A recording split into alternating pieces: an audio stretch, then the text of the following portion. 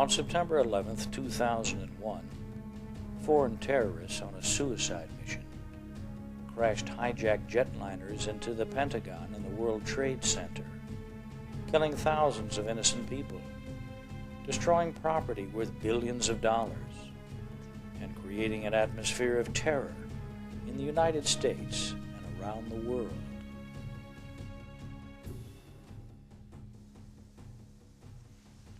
Well, guys, we've seen these images repeatedly over and over again on television, in the newspapers, and magazines. How do these images make you feel? When I first heard about it, I was at school, and I didn't really know what to think because I didn't think it'd be happening to us, and it just seemed like it wasn't real. Personally, I feel confused about the whole situation because something like this has never happened in my lifetime, and I just feel like we've been in the dark about foreign relationships. Well, I feel very angry about the situation because I feel like my home has been under attack, but I think that we all need to keep respect for the Arab Americans and the Afghans and everyone. I think, to me, it's scary because thousands of innocent people lost their lives due to this attack, and I think we should all just come together and pray about it. But what people need to understand in high school kids, that the feelings that they have are very normal. And some of their friends may have a variety of reactions, from sadness to anxiety to depression to anger to all kinds of feelings. And they have to understand that those are normal feelings. And then the days that I've seen it on TV, I got so tired of seeing it because there was nothing I could do about it but just sit there and watch it.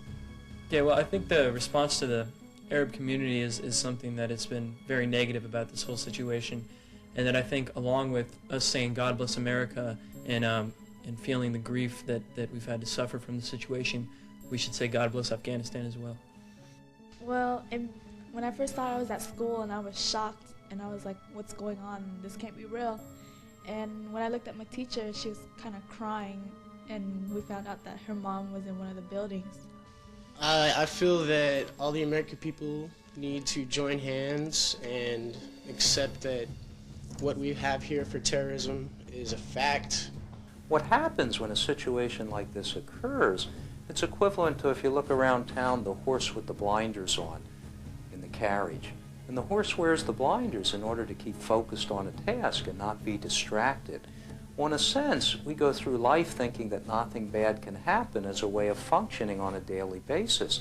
And these kind of traumas really impact the way we perceive our life situation and things around us because the blinders come off. We're all of a sudden aware that, yes, things can impact us, things can affect us. Okay, what you've all described is one of the main purposes for terrorism, to frighten people. Let's look at a formal definition of terrorism. Terrorism, the use of force or violence against persons or property in violation of criminal laws of the United States for purposes of intimidation, coercion, or ransom. What are the goals of terrorism? The goals of terrorism are: create fear in a targeted group of people, a society, or a government, usually for reasons that are political, religious, or ideological. Now, what does it mean by religious, political, or ideological? I think this situation especially encompasses all three of those definitions, such as the political motivation that they have in our relation with their country, and how we should deal with them more appropriately in this inappropriate display of terrorism in our country.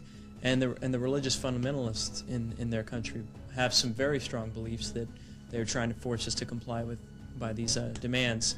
And I think they're ideological because they're not sitting down with us and trying to organize a peace talk. They're holding these views that are very, very out there and really hard for us to come to terms with, especially when we have been subjected to these terrorist acts. We learned a good lesson on September the 11th, that there is evil in this world. I know there's a lot of children in America wondering what took place. I think it's essential that all moms and dads and citizens tell their children we love them and there is love in the world, but also remind them there are evil people. And it's my duty as the President of the United States to use the resources of this great nation, a freedom-loving nation, a compassionate nation, a nation that understands values of life, and rout terrorism out where it exists.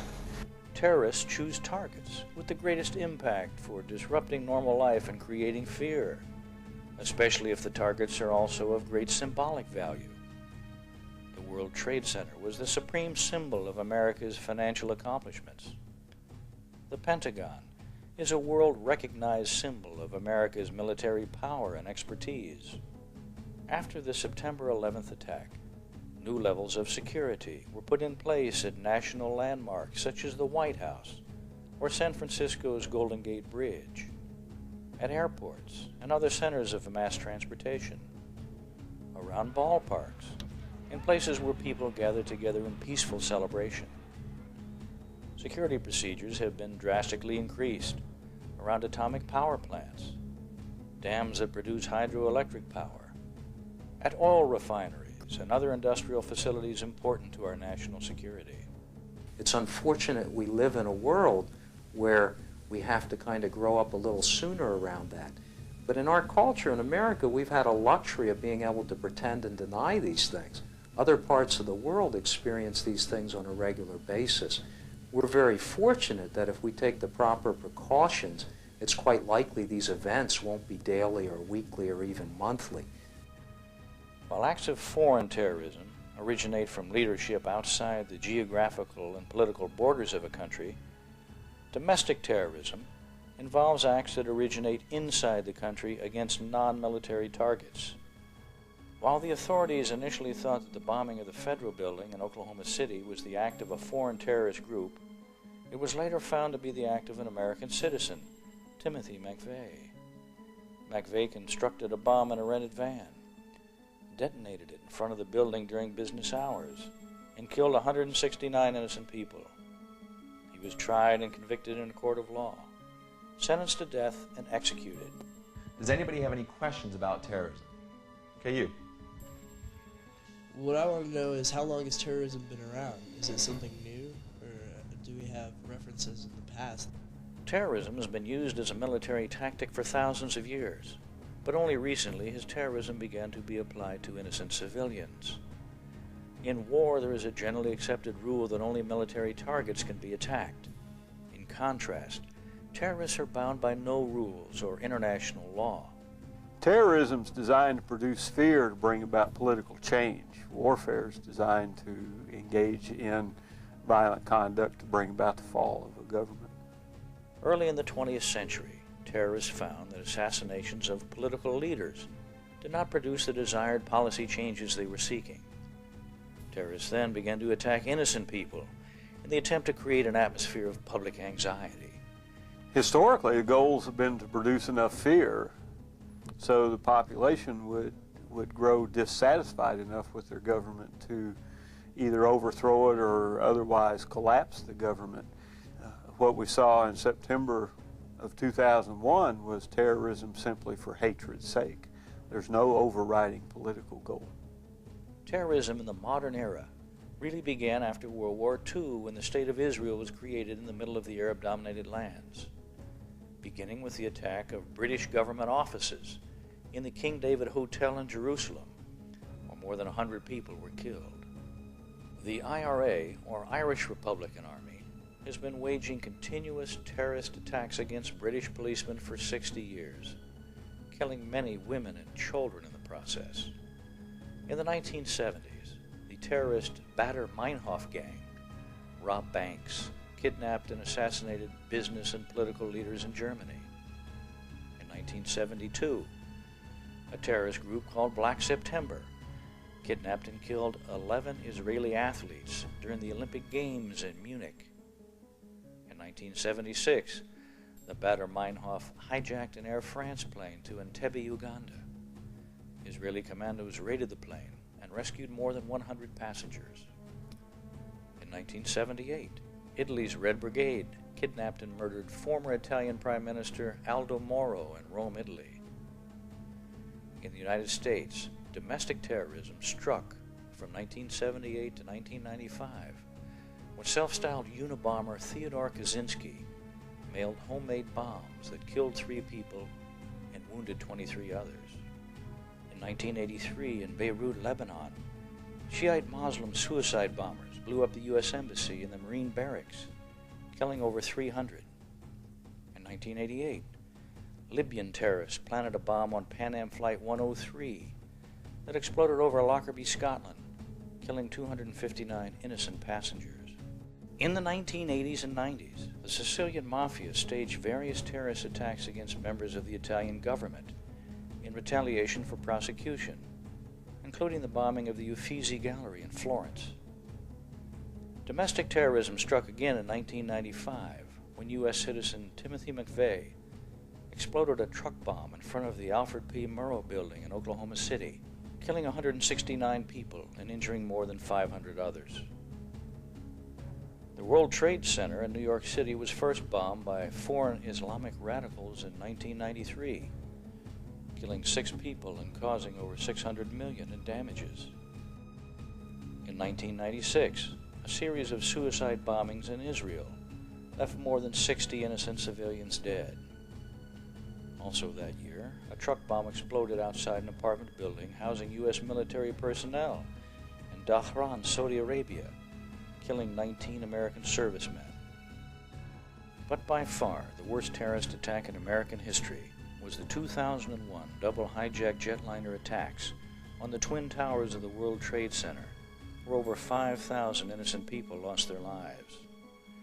This event provoked the collective anger of the American people, who demanded that the full force of the U.S. government lead a unified coalition of countries to seek out and destroy terrorist groups around the world. I want to urge my fellow Americans not to use this as an opportunity to pick on somebody that doesn't look like you or doesn't share your religion.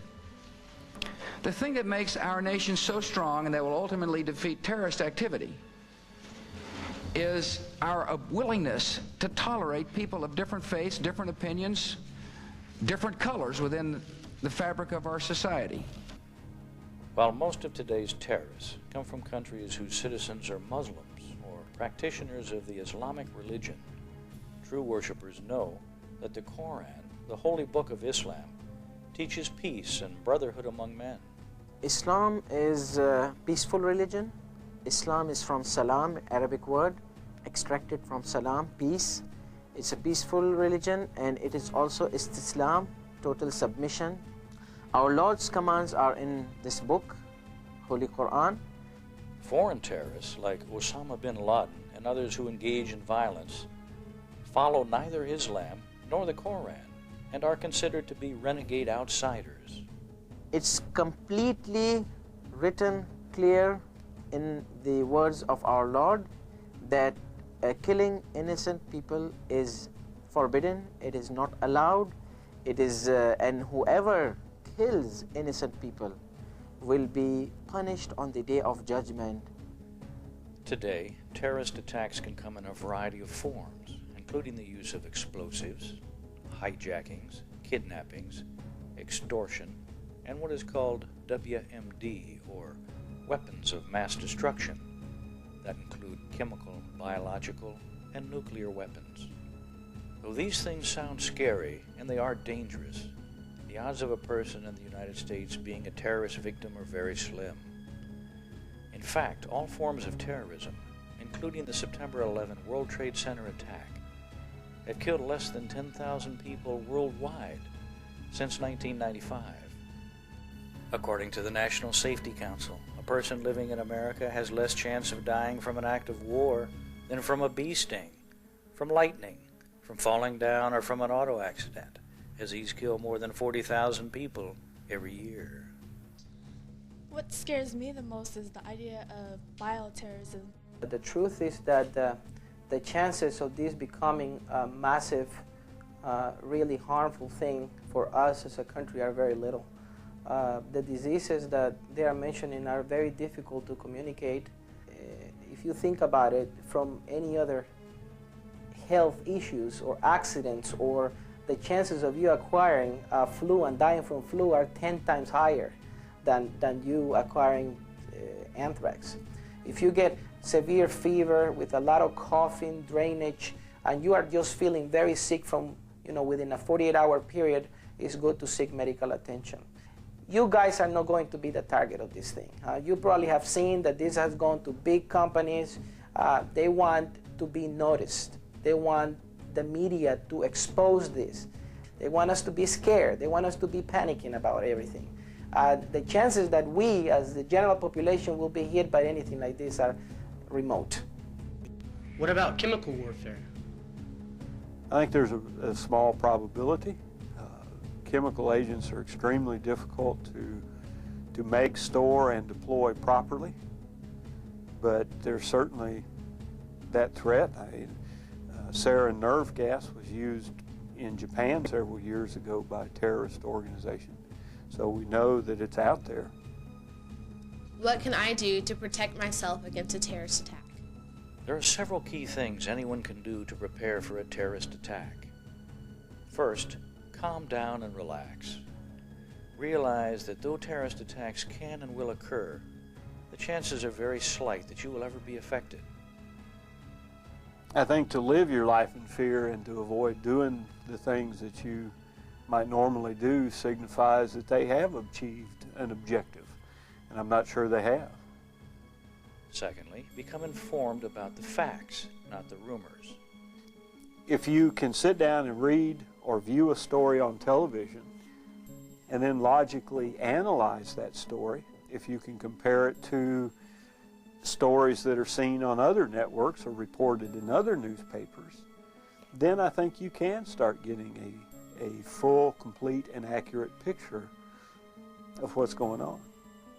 Thirdly, talk about your fears and concerns with other people, your classmates, your friends, and family. Many times, unfounded fears can be alleviated by sharing them with others. Ultimately, I guess what in psychology and people think about is that we often trace terror back to the basic thing, which is the fear of death. When events like this happen, it really makes us aware that we're mortal. Now, that doesn't have to be a bad thing, because that can guide how we live our lives. If we realize that life doesn't go on forever, we may appreciate the people around us more, our connections to others, the different things that are good in life. Maybe one of the most important things is that terrorism does and can and will affect us. The degree to which it's going to affect us is largely dependent in the future on what you do. You are the policymakers, the decision makers, the law enforcement, the military of tomorrow. And so the lessons that you ultimately learn over the next decade from this event will have an effect that will be felt for 100 years.